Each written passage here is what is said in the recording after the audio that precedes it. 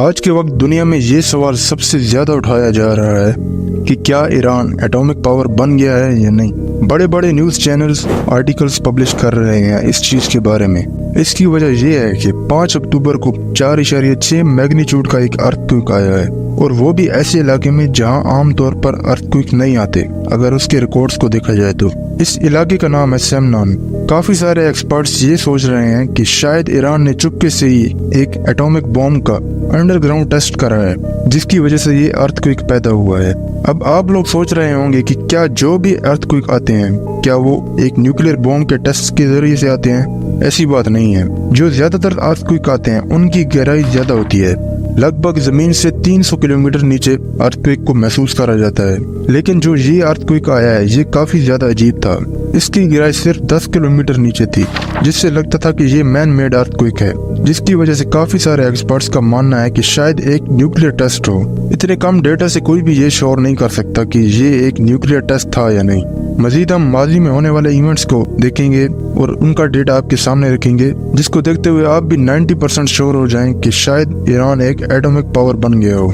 Americans کے سامنے ایران کے اس ایونٹ کو رکھا گیا تو امریکہ کی انٹیلیجنس ایجنسی CIA نے کہا ہے کہ دیئر از نو ایویڈنس، کوئی ایسے ثبوت موجود نہیں ہے جس سے پتہ چلے کہ ایران نیوکلیر بم بنانے جا رہا ہے۔ امریکہ کی ایجنسی CIA ہر جگہ پھیلی ہوئی ہے اور کافی بار کچھ ایونٹس کو لے کر ان کی سٹیٹمنٹ غلط رہی ہے، جس کی ایک مثال نارتھ کوریا ہے۔ نارتھ کوریا نے جب نیوکلیر ویپن کا انڈر گراؤنڈ ٹیسٹ کیا تو انہوں نے بھی کافی سیکرٹ رکھا اور امریکنز کو اس کا پتہ ہی نہیں چلا، لیکن بعد میں نارتھ کوریا نے خود ہی اناؤنس کر دیا کہ ہم نے سکسیسفلی نیوکلیر ویپن کا ٹیسٹ کیا ہے اور اسے ڈیولپ کر لیا ہے، اور امریکنز کی سٹیٹمنٹ غلط ہو گئی۔ انڈیا کے کیس بھی سیم ہے۔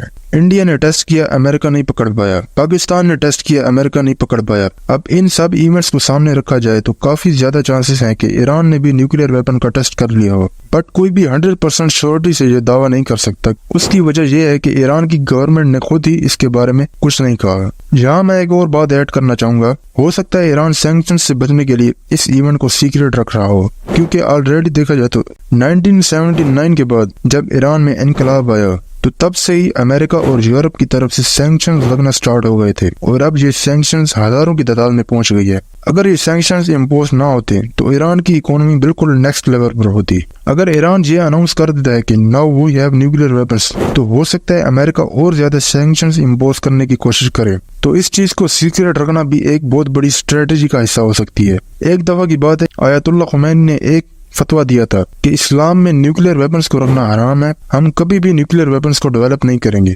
بٹ آخر ایران نے اب کیوں نیوکلیر ویپنز ڈیولپ کرنا شروع کر دیے تھے؟ اس کی وجہ ہے اسرائیل نے پریزیڈنٹ ابراہیم ریسی کو شہید کیا، اس کے بعد تہران میں حماس کے پولیٹیکل لیڈر اسماعیل ہانیہ کو شہید کیا، پھر اس کے بعد پیجر اٹیک کیا، اس کے بعد حسن نصر اللہ کو شہید کیا، اس کے بعد لبنان میں اندھا دھند بومنگ سٹارٹ کر دی، جس میں کافی سارے سویلینز شہید ہو چکے ہیں۔ اب ایران کی سپریم لیڈر کو بھی اسرائیل ٹارگٹ کرنے کی کوشش کرے گا، تو کافی زیادہ خطرہ ہے ایران کو۔ تو ہو سکتا ہے اب کنٹری کی سیکیورٹی کو کمپلیٹلی شور کرنے کے لیے نیوکلیر ویپن کو ڈیولپ کرنے کا سٹیپ لیا گیا ہو۔ اس وقت دنیا میں 9 ایسے کنٹریز ہیں جن کے پاس نیوکلیر وار ہیڈز ہیں، اور 10ویں نمبر پہ ایران اس لسٹ میں بہت جلد شامل ہونے والا ہے۔